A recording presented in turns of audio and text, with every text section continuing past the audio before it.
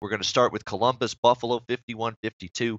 Columbus minus 140, the total 5.5, shaded to the under in this game. And this is one of those games where I'm not going to overthink it. We've seen a price drop from Columbus, down from about minus 155 or so. It's about minus 140. So there has been Buffalo money coming in, and Buffalo money has come in the past, and it's not been correct. And I'm going to bet that it's not correct here either.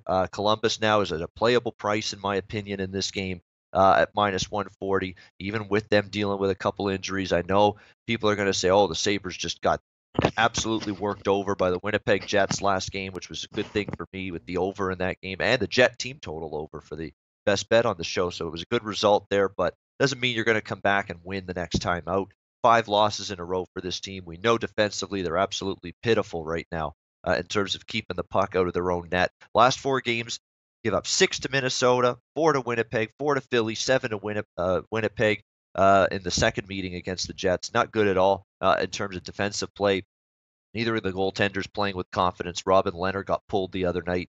He's been, he's a better option, but that's not saying a lot. He has not had a great season by any stretch. And of course, Chad Johnson, he is what he is. He's a backup, and he's going to be, average at best. Sometimes he'll give you the odd good start, but a lot of times mediocrity persists when he's in between the pipes. So Buffalo's having a lot of problems defensively.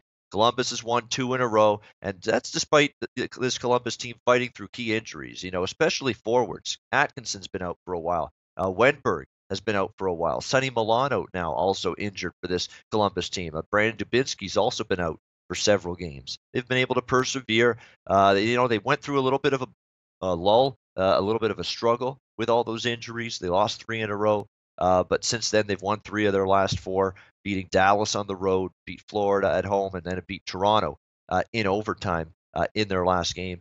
I think they've got it in them to handle this floundering, just pitiful Buffalo team right now. Columbus has won each of the last 3 meetings head-to-head against Buffalo, including 5 of the last 6. So Columbus now at minus 140, that this price has come down. A playable number now for me. I'll take the Jackets tonight and lay the lumber on the road with them to get the job done. Alex B. Smith, let's start with you. Anything pique your interest here in this game tonight in Buffalo? Well, I find it interesting that there is money coming in on Buffalo with all the reports that we've heard. The players now fighting in practice and stuff. I guess that might be the reason why I think people are thinking that this team's getting pissed off and fired up, and now they want to try and turn things around. But that's not always how things work. This is just a bad hockey team right now. Like I said, the goaltending's the lesser of 2 evils between Leonard and Johnson, 2 guys I don't want to back with any of my hard-earned money. The defense has been really shoddy. Eichel's been hit and miss. No consistency on offense. So there's no reason to bet on this Sabres team at all, except Columbus. They're weathering the storm, missing the key players. And their team, I'll talk about them a little bit later, that, if they can find ways to win without some of the key guys, get those guys back toward the stretch of the run at the end of the year, they should be able to take care of business in what's going to be, an even tighter Metro Division race at the end of the year. But only way I'm looking here is Columbus. Like I said, this price keeps dropping down. More than likely, I'll be on the Blue Jackets tonight.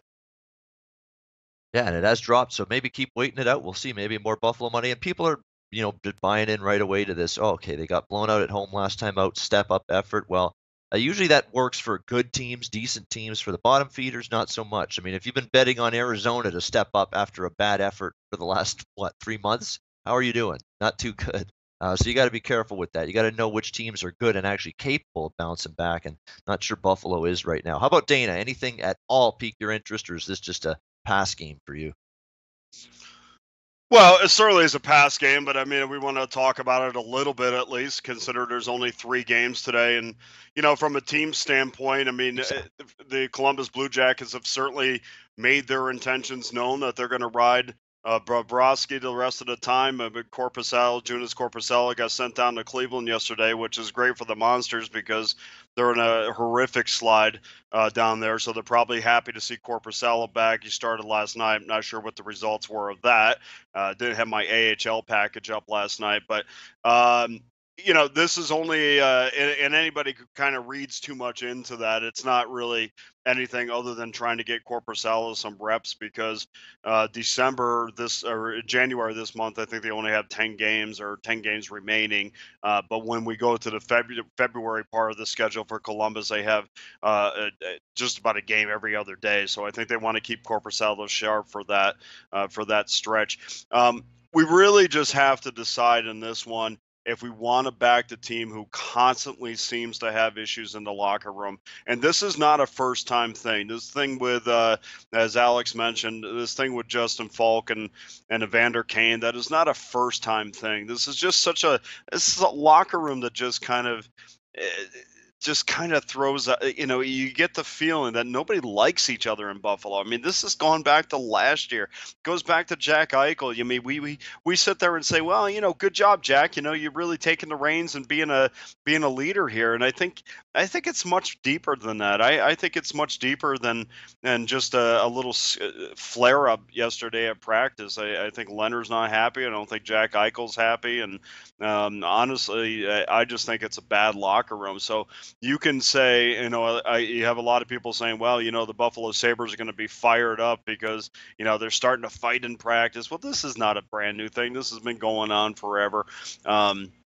So do you want to back the team who constantly seems to have issues in the locker room, or do you want to back a team in the Columbus Blue Jackets that's going to have some line combination differences tonight with Alexander Wenberg getting activated off the IR? He's probably going to go back to the top line center spot, so Pierre-Luc Dubois is going to go back to his natural winger spot.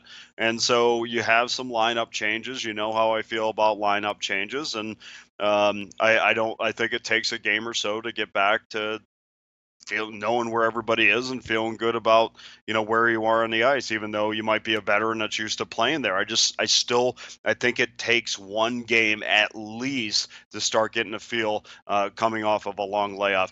I don't like where the Sabres team is for sure. Maybe the fight sparks them for one game at home. The number seems a little strange to me because look, guys, there is no comparison between these two teams. I don't care where they're playing. And for this number to only be $1.40, $1.45, it seems a little off to me. I probably will just stay away from this game, but by the same token, and this is just kind of a feel thing, this is not because I think Buffalo is a better team. I might just take a shot with the plus money, considering there's only 3 games today.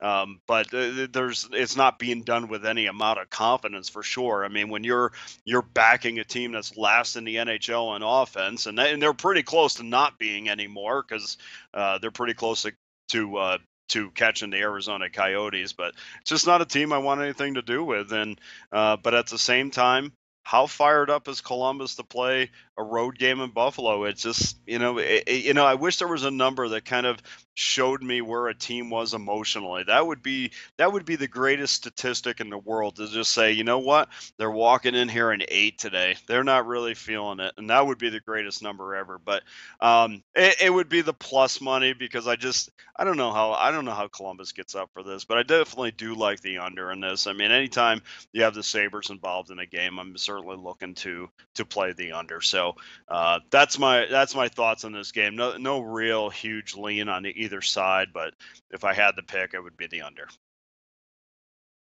All right, the lean to the under for Dana in this game. And yeah, like I said, maybe Columbus, where they're priced right now in this game, it's a little bit of a bait line perhaps, but like Bob Azumi on Fish in Canada, they're reeling me in here. They're reeling me in with this Columbus bet. So here we go. Andrew, let's go with you. What are you looking at here? Anything of interest to you in this game? Yeah, so obviously a short card, guys. I'm looking at the under, and I'm looking at Columbus. I kind of just gotta echo what you said, Ian. This is one of those things where I'm not going to hesitate on, not going to really think too many times about. And I'm just right now on the SBR odds page, looking at just kind of the brief history of this line, and I'm seeing minus 155, minus 142, then minus 138, 135, all the way down to minus 133. So looking at that, obviously people are pretty excited about Buffalo. They think it's going to be some kind of underdog spot, but in my opinion, this is kind of all Columbus tonight. I think anyone really gets excited to go into Buffalo, and this is kind of an opportunity that Columbus needs to really take advantage of it. And this is, in my opinion, I'm not going to say it's a big game for the Columbus Blue Jackets, obviously against this Buffalo Sabres team, but it is kind of one of those games that's going to help define them and help give them that psychological momentum, like Dana's talking about emotionally, where if they're just up, if it's tied 1-1 going into the third, they're going to realize, oh shit, like, this is the Buffalo Sabres we're tied 1-1 against. So not to put too much pressure on them, but if this was basketball, it would probably be like a 2.5 point spread or something like that. So I think there's a lot of more pressure on Columbus, so people are just kind of jumping on Buffalo at that underdog price. But one thing I just want to mention about this Columbus team, and I do like to mention it about certain teams like this, guys, is that they really, really don't have any of those, top 20 players in the leagues kind of thing. They're just one of those kind of divided up teams. Panarin, Dubois, Anderson, Foligno, Jenner. Those are the guys that you hear, but they're not your household names. And these are the teams that I love to watch and I love to think about and hear kind of news about in the media, because collectively they're playing well together. And that's all that really matters, is how are you playing well as a team? How are you meshing well? And how are you matching up against your opponents? I mean, there's no way that they thought that Pierre-Luc Dubois would come from Cape Breton and be that good of a player. There's no way. But all of a sudden he's a first line center when there's some injuries on that team. I mean, it's exceptional. And it has something to do with his skill, obviously, but it has more to do with the team, the coaching, and just how the lines have had such chemistry. So in my opinion, if this was at -150, -160, I'd still be probably putting a unit on this game, because I just think that they're that much more ahead of this Buffalo Sabres team. And one thing I actually would say in comparison, looking at the history of these two teams, for some reason, I don't like to look too far back on stuff, but Buffalo's actually been 29% on the power play against Columbus. They seem to have taken care of business there. They do have some injuries, obviously, and also the under has hit in 4 of Columbus's last 6 games on the road, and just 5 of their last 6 games, 5 of the last 5 games in general, but 5-2 straight up in their last 7 games against Buffalo. So for me, not to overcomplicate things, guys, more of a slight lean on the under, but I'm on Columbus money line tonight.